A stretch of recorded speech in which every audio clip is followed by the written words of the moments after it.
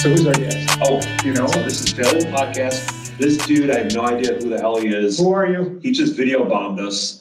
We were actually having a perfectly reasonable discussion before. Oh, but this is my friend Vahik. Vahik and I'm just going to tell the audience. He's panelizing. This is where he's going to scold me. Yeah. So Vahik and I have known each other for like 10 years. Okay. We worked together at Vodafone. Do any of these things matter? Can we get Vahik to tell us as opposed to you? Yeah, and I'm going to turn it over to Vahik. Yeah, because we really don't need to hear you tell us who Vahik is. Vahik, can you speak and do you know who you are? Yeah, it depends on the day, but today I think I do. Okay, so do you need Mark analyzing and telling us who you are? He doesn't do too bad of a job most times. I'll let him do a little bit of it and then I'll jump in. How about that? We've heard enough. We know he knows you, and take it from there. Sounds good. Well, Like a serious. Well, so look. No background. No. I have to give a little background. Oh, why? We don't need background. Let him do it. Let him please let his name out. What's your name? My name is The Vahik. song by Snoop Dogg. But anyway. Yeah. Well, my name is Vahik Voskanian. And again, like Mark said, I've known Mark for quite a bit of time. We used to work together at Vodafone. And ever since then, we've worked on lots of different projects for lots of different companies globally. I'm based out of San Diego. We have this thing called the sun, which you guys rarely see on your side of the fence. Yeah, I'll send you guys some pictures later. Yeah, it exists here. We have sun today. We do. Yeah, it's this red glowing ball up in the air. Okay, so Vahik is a guy. So I'm sorry, what do you do? I run an engineering firm. So we design wireless systems, mainly around private LTE and global, M2M products and IoT. That's really our specialty from a design hardware and software and radio. And I want to say something. clearly. Yeah. Could you say that again in a manner that even I could understand? Like, sure. So that Mark, if he didn't know you, would understand. Don't you have a physics degree from MIT? I do, but you're penalizing. Keep going. Say it in simple terms. We have one listener for this podcast, and that person. I'm going to look for this. Help me. Send out. Bill, what do you do in simple terms? Are you an engineer? Yeah, in simple terms, an engineer, what our team does is help customers connect their products. So let's say there's a company that makes refrigerators. They're not experts in wireless technologies and they want to connect them. And we help them understand all the things that they need to do, either support their engineering team as an extension or completely do turnkey from design, manufacturing, architecture, and even roadmap support. So if you have a device that's connected to the wall but needs internet connectivity, we're your team. We can get you up and running, no matter what it is, right? What kinds of devices? It could be TCUs and vehicles, monitoring systems for, temperature sensors, HVACs, elevators, escalators. I mean, you can probably talk for hours about which ones, pretty much anything. Why do you get the penalty? Because I'm translating. This is what you do. Here, wait, talk. Okay. Is there a crackling sound that the audience hears? Okay, so you are, how big is your team? We have a core team of about 10, based out of Chicago, Seattle, as well as Southern California. Okay, so you are an engineering firm of 10 to 20 people. Correct. And your specialty, and you're based in California, but you have people elsewhere. And your specialty is connectivity, which means making one thing talk to another thing. It's sort of I'll say a machine level as opposed to Mark and I trying to talk, which never works well. You haven't let me talk yet. Okay. All you've done, you filtered me I out. think we've been muting him. Yeah, definitely. It's like a gigantic you're on the right track. 99% of the projects are definitely machines to machines talking, but there's some that include voice. So, something like you guys are attempting to do, which is talk to each other.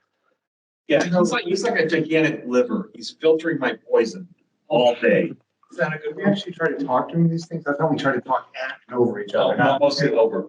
So let me just say, I'm obliged to say one thing, and you're going to let me get it up. I'm not going to say nothing about the MIT Enterprise It's Forum. exactly where I'm going. Vahik has been very, very helpful to us on the Connected Things conference. Who's us? Us being the MIT Enterprise Forum and the people that produce the Connected Things conference. Do those things have anything to do with this podcast? Absolutely not, but I find it very important to voice that. So he's the technical advisor. do you have like a van? Does your company have a van? You Yes, drive he's a around? white fan in a clown suit, but we're not supposed to talk about that. Do you have a van you drive around? It's more like a truck, but yeah, it's a lot easier to get around with a truck than a van. You have a truck, okay. Yeah. And on the truck, does it say official? What? Official supplier to Are you, does it say, Connected Things Conference. does it say that? Your Yeah. truck? No, we just have network monitoring in progress as we drive around. How does that go? Does that work well for you? Yeah, we only get pulled over once a week. It's not bad at all. So I'm going to continue to panelize for a second, because I want you to I let will me be do it. quiet, I will zip it. Yeah, I doubt that. Okay. So this is Failure of the Podcast. The reason I was interested in having Vahik on here is that he's all about preventing failure. Oh, no. He's here to talk about sales. This episode's on sales. This is Sales the Podcast. Yes, but Today. But the reason why this fits in the Sales, the podcast scenario This will be interesting to hear. is because I've had experience working with him. Typically, when someone in sales has a rumor, I know you don't like it, Oh, God. a rumor that a large medical device company might want to connect millions of devices, they call him. And he Okay. prevents the thing from going off the rails, or he might also prevent a company from taking a deal that is not technically feasible. Now, wait a minute. I'm done. What does your statement have anything to do with either failure or sales? Vahik, I'm going to propose a scenario. Okay. I'm the developer of medical devices. Oh, I hate these questions. He does. that I these want all to the time. connect. Say securely. you ask the following. What I want to connect 1 million heart monitoring devices or something like that. What do I do now, and how will you prevent this thing from going south? Wait a minute, what does this have to do with sales? Without his knowledge, you won't have a sale. Oh, you wouldn't have anything to sell. You Okay. wouldn't have anything. Wait a But he minute. also helps. Here's what it has to do with sales. Let me answer the question Okay. succinctly. He By the helps way, we qualify have the to ask sale. Vahik, do you think that any information has been conveyed to anybody in the first 5 minutes of this podcast? Oh, definitely not. Okay, so we succeeded. Yeah, we're Okay. done. Okay. We should We're just good. leave the room and let him talk. Something useful might happen. Exactly. There's no point. But he qualifies the sale. Okay, so we don't really know why we're here today. We know the podcast is called Failure, but we thought the purpose was sales. And Mark claims you're a genius at sales. And so let me start with a fundamental sales You're question. analyzing. I am. Why is it better when you do it? Because it's Than when I valuable. do it. It's informal. It's just because you own the equipment. Yeah, it's my ball. I'll take it home. So here's a question. When people say about sales, Send help me. when people say, Trigger alert. I feel threatened. Why? oh, wait a minute, Vahik, when they say about sales, what is that comment about in sale, in order to sell, you must listen? Isn't that the classic phrase? I wasn't listening. Okay. What does the phrase, when selling, you must listen mean to you? This is like the Rorschach test of sales. Well, to me, it's more about, going back to the original statements when when your parents told you growing up, you got 2 ears and 1 mouth, right? So you should listen twice as much as you talk, which doesn't really seem to get clear on your guys' side, right? I learned something today. That's not good. Patent lawyers don't listen. Wait a minute, when you have 2 They ears just and send 1 goddamn mouth. bills that nobody pays. 2 ears and 1 mouth, you should, okay, so that's, okay, wait a minute, but bring it down a little more away from 2 ears and 1 mouth. What does it really mean as a practical matter? It just means to be able to listen very closely to what their goals are, and along the way, craft the right questions to make sure that it's feasible what they're trying to achieve. Because a lot of times you can get very easy and excited about selling millions of anything, but realistically, there's so many different pieces to that puzzle before you can actually have something to sell. Okay, so Mark, when I posed this to Mark after he had 3 or 4 martinis, I never know that. um, Charlie too. he said you should just walk into a meeting and say, Meet Vahik. no, he probably does do that. But he said that what you say is you walk into a meeting and say, what can I do for you? And my response is that's insane. You've got to Sanjay. Do you know Sanjay? Yeah, I know Sanjay. He is Very cool also guy. an alum of this august podcast. He's done like 4 of them, He's desperate. including a few at gunpoint. So Sanjay said, no, the statement you need to listen means that you should have a sort of a conversation about driving perhaps out to the meeting and how nice the lawn was outside the business. Do you remember that? Yes. And then Mark said, no, it doesn't. It just means you need to get right into it. Like you're a therapist, like, what can I do for you today? Well, I don't think there's a lot of foreplay required. If you're already in the conference room with the person. Does that, spittle, does that mean we now need to go to the non-family friendly that you mentioned? No, that's as far as I'm gonna go down that particular That path. path. But after a few generalities, He's trying to figure out why he's here. no, he already knows that this is a complete waste of his time. What does he owe you for doing this stupid podcast? Nothing. He told me you were going to pay me. I will pay you like Mark paid me when I did work for him. Well, I don't want that deal. Keep going. Well, you guys negotiate between yourselves. That's your problem. Exactly. Keep going. No, I mean, once you get past the acquaintance phase, if you're in a conference room and a guy like this is next to you, you're already down to brass tacks. So he'll typically say, so, I'm interested in your hopes and dreams for your offer. Okay, but you have to walk in. Number one, we agree with Sanjay that you at least have to start. Yeah, you the can't be a conversation. jerk. Right, so you have to start the conversation Right. way, usual way. That's right.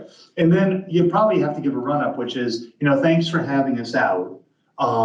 We noticed that you're in the area of blank and we're in the area of blank. We thought we might be able to help you out. I can, tell you all our services, but rather than me talking, why don't you tell me what you're looking for in terms of, you called us because of connectivity of these health devices. Tell me. So take it from there. Yeah. How do you segue? So Segue. you've introduced this gentleman and what his role is. And generally, and then I'll tell a quick story. He'll sit there quietly after he's been introduced. Vahik, Vahik, is this possible? you remember what story It I'm about? is. Yes, it is very possible. So without naming the companies for obvious reasons, he and I were in a meeting when we worked together at one large telephone company. And he was in the corner and he actually had testing gear with him in his backpack. And, after we introduced ourselves and went on with the meeting and showed PowerPoint slides and all this other crap, we started to get to a particular issue. And again, he's sitting there quietly, he's playing with things, and he's got, like a whole bunch of things that he's looking at. Were you pretending to listen to the meeting or were you pretending to play video games?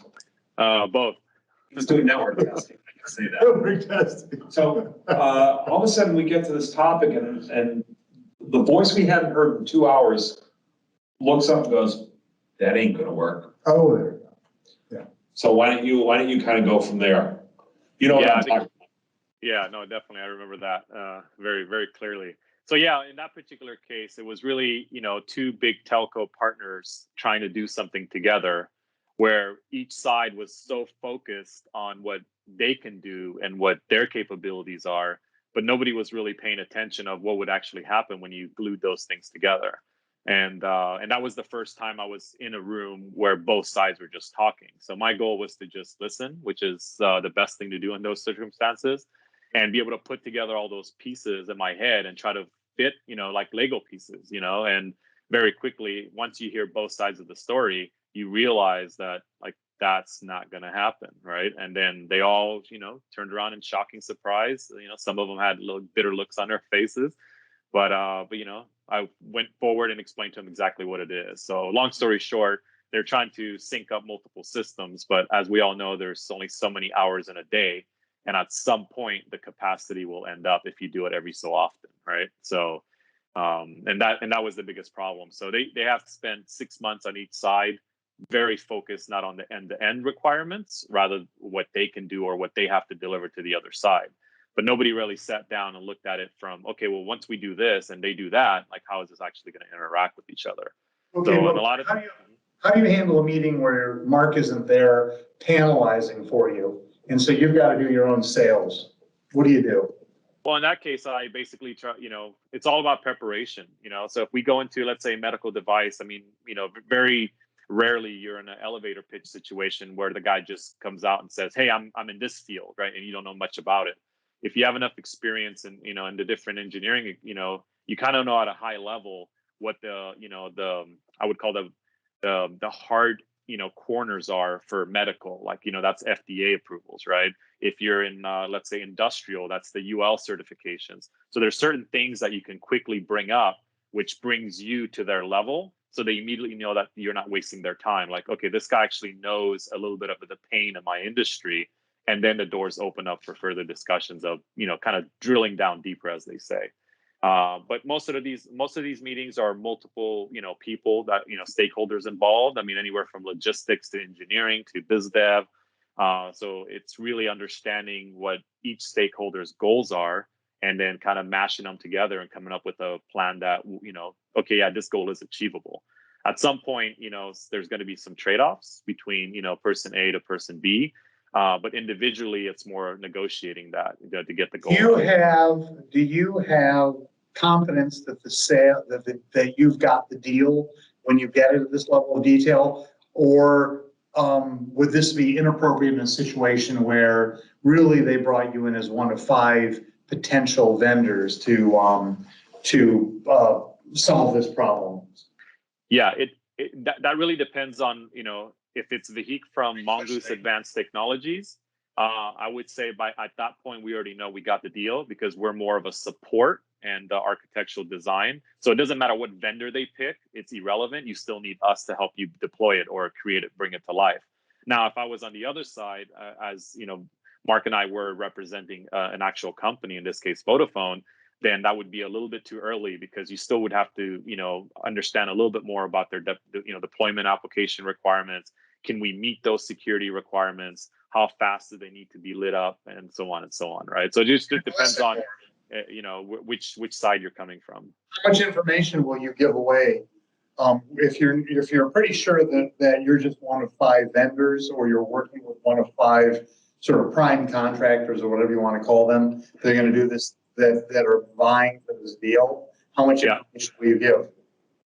I'll give as much as necessary, but really hitting, I try to focus on the real problems that they don't even are aware of, right? Where most vendors are just, trying to give them a sell sheet and say, this is how much we charge, and this is the greatest deal we have since sliced bread. And, that's what a lot of the sales pitches are. But what I try to focus on is, these are all the problems that you're going to run into deploying this, managing this thing in real life.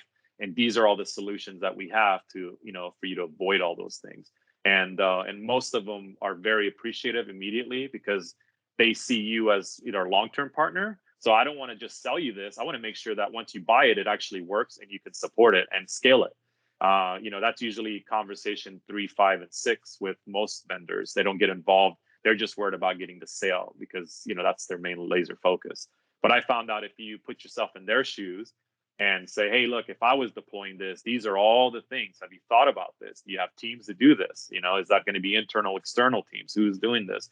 And the most important question is, have you ever deployed anything like this before, in a different shape? Is this version 3, version 5? Is it, or version 1, right? Because there's a lot of lessons that you would learn over the first few generations of any product, right? So, and the key thing to come across in these meetings is to let them know that, you're an expert in making refrigerators. That's great. We're an expert of making that thing connect to a wireless network in a secure way and a scalable way. So there's not a competition, because there's going to be a lot of egos that go around, especially in the engineering department. So as soon as you come off that room or that meeting and the guys there, you need to create internal champions. And if the engineering team there goes, man, these guys are here to help me, not to remove me from the project, then you're ahead of the game of any other vendor, because most of them don't spend that time or don't understand the process, because they're so big that they work in silos, right? So or don't have the domain knowledge either. Right. For example, you would have. Exactly. And, our background, for deploying for some of these multinationals globally is we've seen all sorts of applications, and those are things that you may be a refrigerator expert and made one connected product, but we've seen thousands of different products, hundreds of different countries. My brain is overwhelmed. I'm going to ask Mark to do something I don't think I've ever asked him to do. Can you analyze and sum that, what he said in the last 5 minutes? Listen to this, summarize it in 2 sentences. Is that possible? He makes stuff work. I know. Yeah. That's it. And he prevents somebody launching a sophisticated device in the millions or I got tens it. of That's what he millions. does, but let's talk about the sales process. Because you're addressing what his company does in this podcast to remind you. It's about failure, right? Well, this time it's about sales. Or is this about the MIT Enterprise Forum? Oh, that's right, you're right. Of which I am The grand poobah. a grand imperial wizard Yes. and respected member of the technical staff. Okay, so anyway, stepping back, this is about sales. So what did he just say about sales? He qualifies, and listens and qualifies more Yeah. so they can hear exactly what they want to do. Okay, and that was the sum of all that, those words? Is that Yeah. a good is that a good summary? It is, yeah. And another way of also looking at it is you're not selling a thing. You know, you're not selling bananas or coffee to your last known information that you guys have been playing with. But realistically, what you have to you're selling, you know, a service, a combination of lots of different things to make a product. And part of that sales cycle is you fit in a very unique position there. And if you don't understand how all these other things come into play, then that completely breaks up the sales cycle, you know, and the sell falls apart, because if you can't help them deliver what their goal is, then you just wasted your time. So it's important for you to understand all the other stuff. Let me tell you the other thing that's his secret sauce. Oh, really? Requirements gathering. Now, we use that term as part of the sales process. Yeah. So like when you go through some form of sales training, they have different words for it. One thing is qualifying. Can the guy buy? Does he have the budget? Does he have customers for the thing he wants to sell? Does he have the authority to make the decision? Blah, blah, blah, with time frame. That's sort of the sales qualification thing that the sales dude will do. Can you buy? Do you have the money? Can you make the decision? Can you write me a check? And when do you want to do this? Then he comes in and says, all right, I heard all that stuff. What is it you really want to do? Who's your customer? What are the requirements? How are you going to offer it? How much, you know, that's where he does real technical requirements gathering. Okay, so how does this? I think I said that properly, didn't I, Vahik? I think Yeah, of sales. Yeah, go ahead. No, I'm just saying it's important to also highlight that in these technologies, I mean, even though it's considered a sales process, it's really a highly technical sale. So you have a lot more information. It's not, here's a brochure, it does 3 things, it has 4 LEDs, and how many do you want? It's not that traditional of a sales process. An observation that I've been thinking about this since Mark and I started talking a week ago over your 3 martinis. We didn't have martinis. Didn't actually. It's very disappointing. Yeah. I think we had coffee. You probably did. Let's see. So I get the sense that sales to a company like, and I'm going to say IBM, that's where you are now. We're not talking about IBM sales right now at all, but to a large company, sales, the term sales encompasses much more than the typical person, like our one listener, if he or she's still around, thinks about a sales. Most people think of sales as pitching in order to sell a widget, a pre-existing. Most people think of sales. No, I'm going to make it simple. Most people think of sales as a transaction. Here's a cup of coffee. It's $9. Oh, well, no, but that's, yeah, that's sure, that's a transaction. So, but there's a level up, which most people think of sales as what the car the car salesman, what do you call it? The used car salesman tries to do to them to get them to buy the junker out back. right. Both of you, sales has got a sort of negative term. And yet when it's the big companies, and you're sort of, you Vahik, work with large companies, sales is a much more all-encompassing. It's a complex process. It includes, you know, understanding the commercial issues, understanding, again, who has a decision, who can make a decision, what are the regulatory issues, what are the technical issues. But, you know, technical and regulatory in the IoT world are interrelated in some cases. I like this screen, by the way. This is pretty cool. Yeah, it is pretty cool. Yeah. This is the first time we've done a big video conference. This is like something off. Do you watch Star Trek that often? This is like when like the alien comes on the big You're saying he's the alien? Wait, yeah, you're like the alien. Yeah, on the This is like the bridge. big alien screen. You're not an alien. Well, he's got the white things coming out of his ears.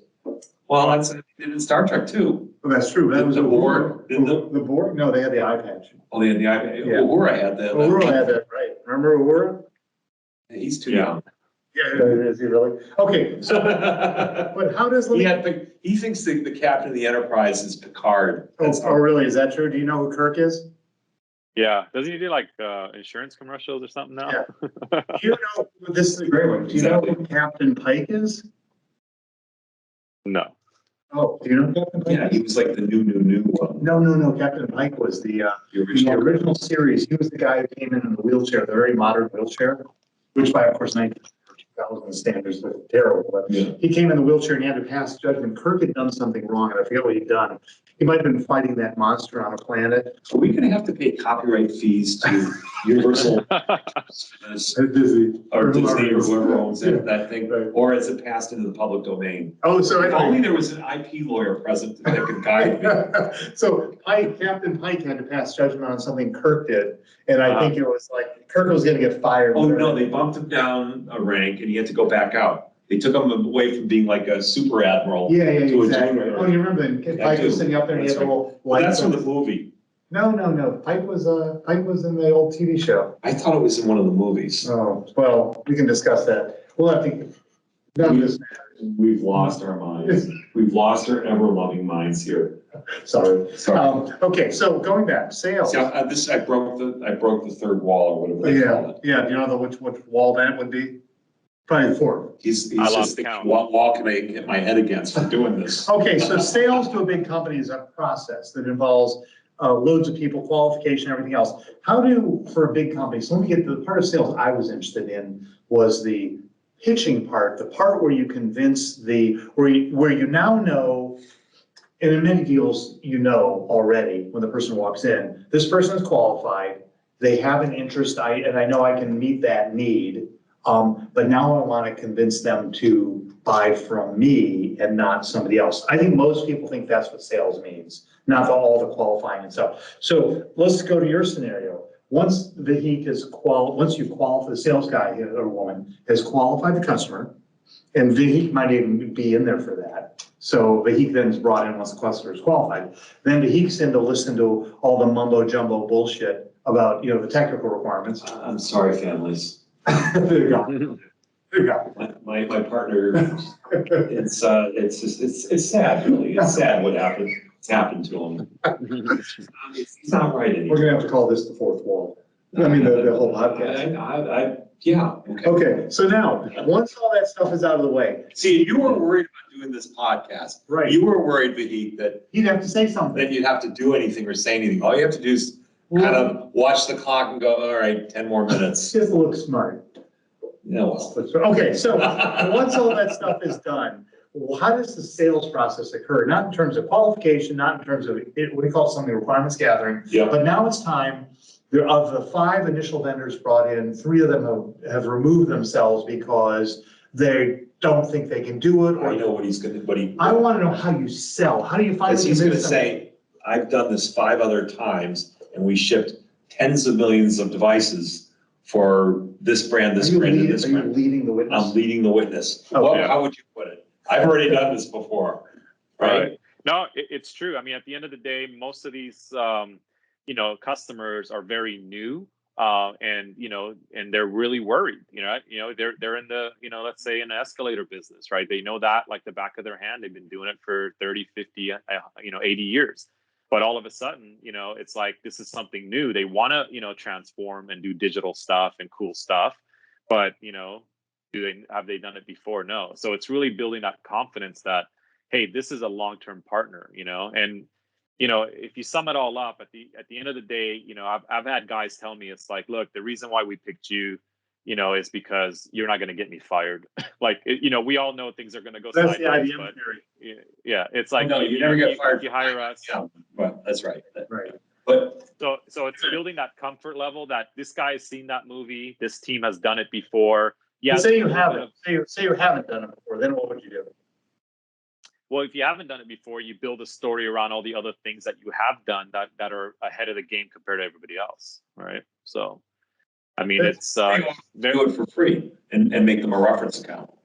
Yeah, I mean, we've done that You as make it well. sound Sometimes easy. just to give us an opportunity to just go in there and say, hey, well, let's do joint marketing. We'll just do this as a reference design, and we'll prove to you. Let us earn the opportunity to show you that we can make this happen. And that way we start going down the list of what they consider risks and start removing them one at a time till there's a comfort zone, and then we go for the kill. So instead of us doing front page ads or doing millions of dollars of advertisement every year, we do that 2 or 3 times a year with some customers, and it pays 10 times the dividends of a marketing campaign, right? So it's like, give us an opportunity to do this. We can use you as a reference customer. You get all the risks that you're concerned about, removed from the process. And then when we get to this milestone, then it becomes real. You feel good about it. Then now we can talk numbers, or now we can talk about how we can be, a longer term partner for, bringing this thing to life. Okay, so sales for you is not, sounds like sales for you is largely not printed paper or collateral or buying ads. That's clear. Right. Whether that's marketing or sales, I still don't fully understand. But you're saying sales is, so have you ever lost a deal, a sale? Have you ever lost a deal? Oh yeah, I've lost many of them, and Is the that majority of them came. Was it Mark because Mark was involved? Pretty much every one of them, yes. Oh, there's our fan. Okay. Yeah. It all comes back to me, guess number one. Agent zero. To be fair with Mark, we really enjoy working with him because he has, he has a skill set many people don't have. He actually knows what he doesn't know, and he's okay, by telling that to the customer, like, hey, this is what I can do for you, but from here to this, from this point to this point, I need to bring people that can do this, and I'm doing you, the favor of being honest, where a lot of people in that sales process just know how to do everything. They're experts at every level. They've done everything, and on and on and on, and then they fail in the long run. But going back to your original questions, have we failed or, made sales? Yes, many of them we have, for a number of different reasons. I would say sometimes it's been, you guys are too small, right? This is too big of a risk for us. If we give you guys this project and it doesn't happen, like, who are we going to sue, right? Like, to get our money back. So in those occasions, I would say 80%. Yeah, So exactly. There you go. About 80% of those opportunities, what they've done is they figured out a way to still utilize us from a contracting perspective of helping them make sure it's done correctly, but supporting either their engineering teams or a third party, because they saw the value of having us on board. But they knew we would never pass the lawyer test. That's what we always call it. Like, once it gets to the legal department, they're like, oh yeah, no, these guys, nope, right? Your lawyer doesn't pass the lawyer test. Yeah, exactly. Always a problem. More likely than not. Yeah, and as Mark knows, to become a supplier or some sort of an authorized vendor to a lot of these big companies, I mean, that's just a journey in itself. Sometimes it could take 6 to 12 months in just paperwork, right? Just back and forth. Let's step back. I'm Start trying to. analyzing or No, I'm just trying to. Which one is it? Pick one. Go back and forth. What do they call it? It's not leading the witness. They call it, what do they call those questions? You went to law school. Harassing the witness. Well, that's true. Cross-examine. Aside from get a retainer, the second thing I think they taught you in law school is around asking leading questions, right? I know. So when did you stop beating your wife? It's a leading question. Well, what does this have to do with? Yeah. I'm just trying to throw monkey wrenches in at this point. I'm trying to figure out. When did you stop analyzing? I'm going to ask you to analyze in some, they're very long answers, and you lose me early on. I forget what the question was. Do you remember the question? What was the question? What was the question you perceived you? Have you lost any other deals? We were trying. What's that question you think you just answered? Let us know. I mean, Dave, we don't actually have to do anything for that. We just throw a question out there, a big open question. We hang out with these and just go. They interview themselves. Oh. We have a new podcast. You interview yourself. Well, I mean, Dave, if the answers are too long, I mean, I could make them very simple, which is like, yes, we've lost many deals, and that's just that's just life. Some of them, we're not a good fit. Some of them, it's just impossible timelines. Right, hold on. No, I'm not being critical, other than my usual self, but, so wait a minute. So just trying to understand. So okay, so you said you've lost, or deals are lost, whether you've lost them or not. Right. You lost, the answer was And he said sometimes it had nothing to do with capability, it had to do with size of his company. Yeah, correct. That's what I got out of it, which is. Well, yeah, I mean, there's different reasons why you lose a sale. It's not every single time the same thing, right? I mean, unless you're going in there and, they just physically just don't like you as a person, right? I mean, that's a big deal too. You make a connection. A lot. But a lot of, for you apparently, but yeah. But on my case, it's like I said, I mean, some deals are, your company's too small. Sometimes like, hey, we have a really aggressive timeline and it doesn't look like you guys could meet that. Things like that. So it really depends on their side. And sometimes, they just bring in multiple vendors, but they already know which one. It's just an exercise, right? Yes, they already know their cousins are going to get the deals, but you have to go through the motion, right? So do you ever sell on price or often, or do you always sell on price? Does that even mean anything? No, yeah, it does. I mean, but we really focus on the value. The price is like the last thing we usually talk about. It's like, look how much money we're going to save you. Like if you, Mark, let's say you had a company and it's like, hey, we can help you save, $25 million a year. And for all of a sudden his ears are going to perk up. It's like, well, how are you going to do that? And then by the time you finish explaining it in a systematic way of how all these things fall into place, and these are all these costs that you're not aware of today, but they will come. Then all of a sudden it's like, it doesn't matter what then it's not battling over a price from vendor one, vendor two. It's like, these guys are going to make sure that I'm successful. And that's the key of that. It's not just how much does it cost, but there are some customers that are all about the dollar. Don't get me wrong. Okay, so wait a minute. So I got you. So it sounds like you would say, we're going to save you $25 million, and I'm assuming whatever the number is, but I'm assuming that's not because you're providing, or is it because you're providing extra services above and beyond above and beyond the other vendor? Or is it because you're saying, look, you haven't told me who the other vendors are, but in point of fact, it sounds like their solutions are half-assed. Look, I've been with him, so I know again, this mythical 25 million. I can save you 25 million, and then he's going to say, here's how I came to that number. So, but is it because you're providing more services, or the other company is so woefully underbidding it? No, it's because he's going to say, because I know how to do this right. I've done this before 13 times. Here, you're overspending on this. You don't need this widget. You just need. So why did somebody? Where did the notion of getting another widget come from? I know it's all made. Well, because a lot of people have standardized offerings. You have I'll use your refrigerator. Oh, you're gonna build a connected refrigerator. You must need the connected refrigerator package. Is this, get out there, slide that. Is this a not uncommon scenario? It happens pretty much every deal. It's where people are trying to sell solutions rather than actual, creating something to solve the problem. Yeah, a lot of people have, especially, if you're a sales dude in a technical marketplace, you'll have standard offerings. And you'll say, well, it sounds like it's offering 13. Right. You're offering 13 contains. Got it. And it'll be a standardized thing. It'll be like, do they tell you, well, we had so-and-so in here from GE or whatever yesterday, and they gave a standard offering 13, and that includes all these gadgets and widgets. Are you always told that? Are you guessing that, or? No, it's about knowing your competition as well, right? I mean, the marketplace, what the other, competitors are offering, and a majority of them, they're not nimble enough to create one-off solutions. What their goal is, let me make a small, medium, and large, and you're going to fit into one of those buckets. And naturally, it will solve your problem, but also at the same time, there's some trade-offs, right? So if you fit in bucket number 3, you're going to pay an extra $30 per device, and if you have 1 million of them, that's $30 million, right? So what happens if you're up against another smaller, mid-size engineering firm? What do you do then?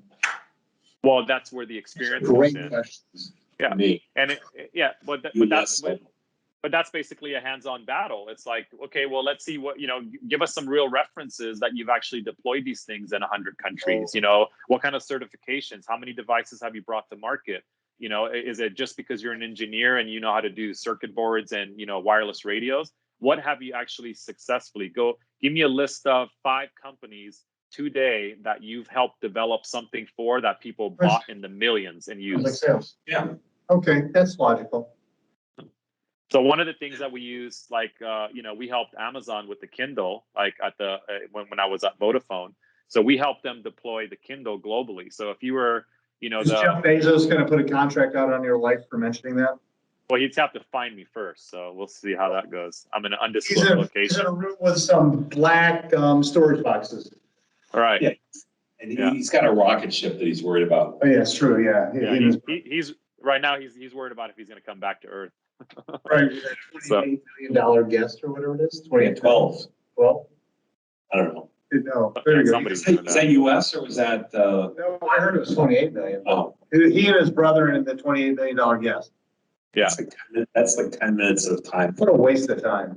Yeah. yeah, definitely. Yeah. But I guess if you got 28 million to blow, you know, wouldn't be bad.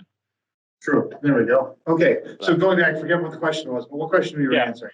No, we're talking about Can't use that twice. competition. Yeah, competition against, you know, another engineering firm that's small, that's nimble. Yeah, this is good. This is good. Okay, so, If you were actually a lawyer that prosecuted cases, prosecute.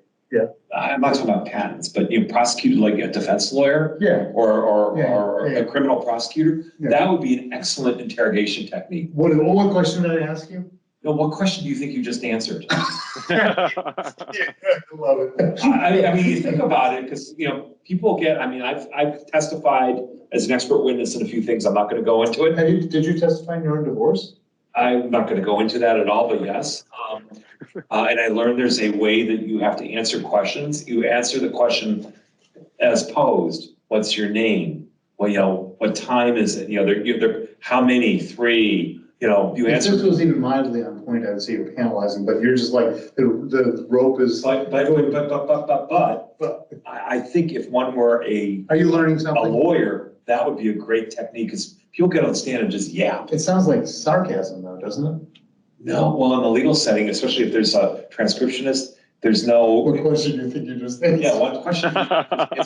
It's snarky, but Yeah, it's a great question. it is a great question. And I think And then objection, Your Honor, is overly vexatious.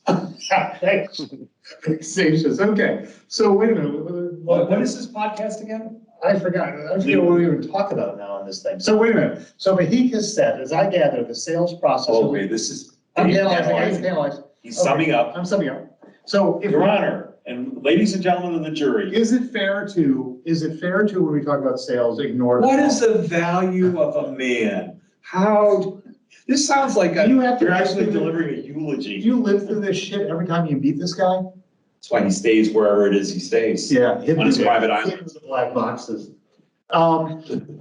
So, wait a minute, if we ignore the qualification portion, which you agree not all sales require qualification, for whatever reason.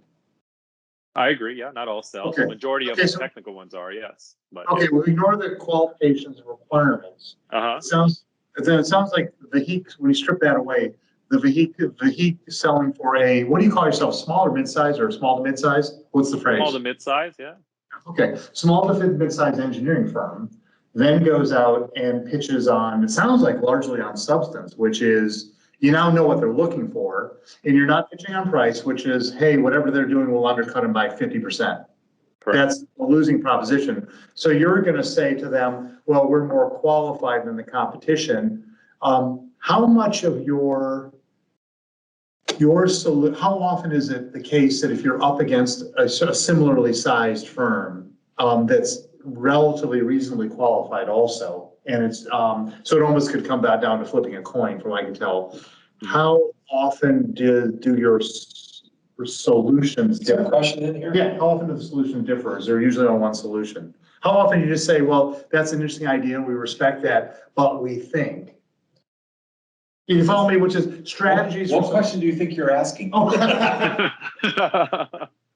So how, Let me help you here and pivot a little bit. you mean something useful? No, well, yeah, so engineering services. Was this a waste of your time? Complete. No, this is great. I'm looking He's forward sleeping, to so he doing doesn't more care. like this. Yeah. Yeah, Actually, exactly. What? He's Go gonna ahead. say something snarky. Say it. I was gonna say something, but then I remembered we're recorded. So. Oh. So, Yeah. kind of to your kind of sales The process. question I was trying to ask. Yeah, well, or you should have asked more accurately. When he'll come in and compete, and he'll say price and this and that. Yeah. A lot of professional services firms will basically come in and say, I'm the intake guy, I'm the business development guy, I'm the technical requirements guy, but all the work is going to be done in another country. Yeah. Therefore, the cost per hour, they'll start pitching price. Which is super low. Well, yeah, so they'll say, well, we've got PhDs in whatever third country, but they operate at $34 an hour. Right. Whereas, US-based firms, they're going they'll turn it into a pricing conversation. I'm assuming you get that a bit. Yeah, we do. The advantage, one of our competitive advantages, when we get on a call with a customer, from the first call, you have the right people to answer all their questions. Where a lot of those firms, they'll get like the first tier guy. Oh, yeah, that sounds great. Yeah, let me set up a call with the blah, blah, blah, tier 2, then the tier 3. By the time they actually get someone that can understand what they want, they're 6-7 calls deep, and that's maybe 4 to 6 weeks, depending on travel time and scheduling and all that. Where at the first conversation, whether it's at a show or at a webinar, whatever it is, you can ask any question about what we can do, how we can do it, and you're going to get an answer on that first call. And being flexible to be able to do that at the first part is what separates us, from what we always say, it separates the men from the boys. I'm not saying we're the only ones that do it, but we do it better than most, right? So that's the key, is to be able to answer. Nobody wants to call. It's like, you ever had a problem with a charge on your credit card, right?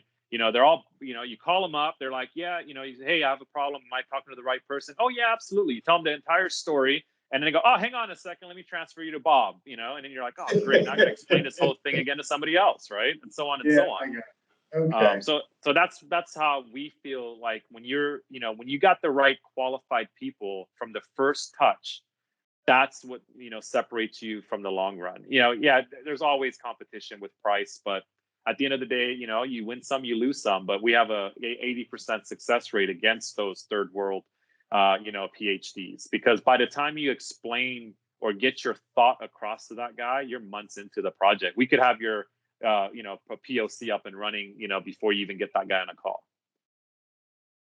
So what have you learned thus far, David? that's what I'm trying to figure out. No. I'm turning the tables on you. No. I think we have learned something, and it was not revolutionary. But I'm trying to figure out. It's pragmatic. Correct. I guess, and I'm trying to, as I think this through, I'm trying to compare it with what we might learn in some of our other sales-oriented discussions. So where does this one fit which corner of the room does this discussion fit in? Yeah, I hear you. To answer that, you can answer this, to think that through. To what extent is Vahik's approach going to be any different than what we hear from anybody? I was just going to say, so the coffee guy. Not such great minds think alike. What I heard yesterday was like, great minds think alike and idiots never vary, or something like that. You heard that one? No. Oh, it sounded good. It's idiotic. You ever heard that?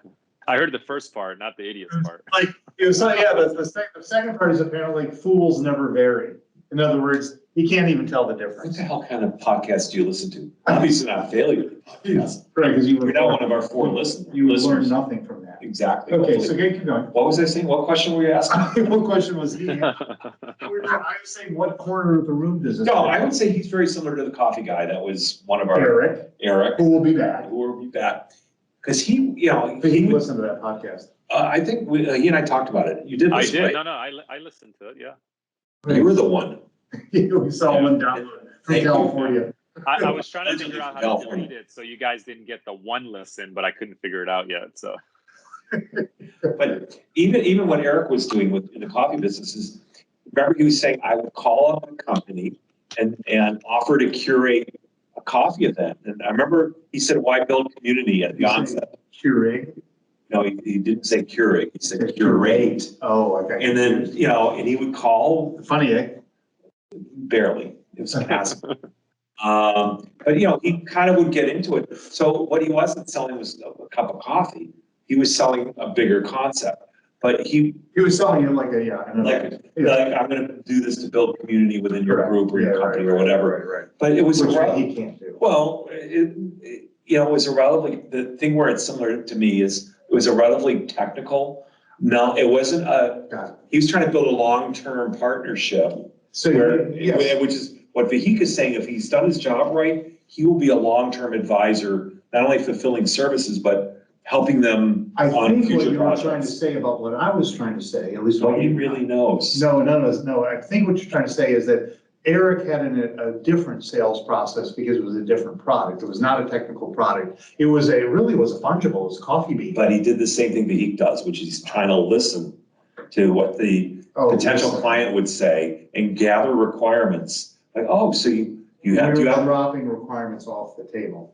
Well, he he listened, and I think. No, I say that what Eric was doing. He listened, unlike the people that might stumble across this podcast. Yeah, well, they will see. Right. You like that one? I agree. Thank you very much. So wait a I'm minute. here all week. So wait a minute, it's a very different sales process. So Vahik's not selling extra services, he's selling a highly technical service, and he's coming up at it with a very substantive answer. Once everything's qualified and the requirements are known, Yes. he comes up with a highly qualified answer, which is, we can do this, we've done it before. If you're hearing from big companies, it's because they're trying to jam that square peg into a round hole. Well, those are losers. And if you're coming to another firm like ours, ask them, do they really have the experience we have? Now, in the end, he may lose the sale. Eric's not doing that. Or they may come back to him after they tried the big firm that had, folks in wherever, South Asia, Ukraine, wherever. And they might say, we spent 6 months trying it and you were right. And then he just would say, okay, great, let's get started. I see, okay. Because I think we call those rescue missions, right? So we work on about 2 to 4 of those big ones annually because of that. They went, because of budget requirements and speed and all the promises that were made, they went with vendor B. And obviously 6 months down the road, there was no product. And what we do in the process of that, even though we lost the opportunity, we still stay in touch, like, hey, how's it going? We follow up in 30 days. We follow up in 45 days. Hey, I just want to keep you updated on some of the things that we found out. I know you were working on this and this could potentially help you with the new antennas that you were looking for. We came across some information that would be valuable. So you start building that relationship. And then in 6 months, they just like, look, hey, can you, what is it going to take for you guys to fix this, right? Because we tried it, it didn't work out, and we always say cheap man pays twice, right? That's kind of the following saying for that. So a cheap man pays twice. Oh, my brother had the weird comment. It was something like, I should have paid more the first time. Something like that. Something. Yeah, it's the same thing. I like that. Yeah. So that's the key, is just to build that relationship, and that may be, a 12-month investment of, following up and, and doing stuff. These are long sales cycles. You rarely walk in and they go, oh, here's a couple of $1 million project, help us out, right? That's very rarely happens. We got to build that relationship over time. So you talked about rescue missions. Is there a rescue mission that would help this podcast? I don't know. What do you think? I don't think so. And that's a good place to stop. That's a good place to stop. Thank you, Vahik. Thank you. Stick around. Thanks. We'll turn the recorder off.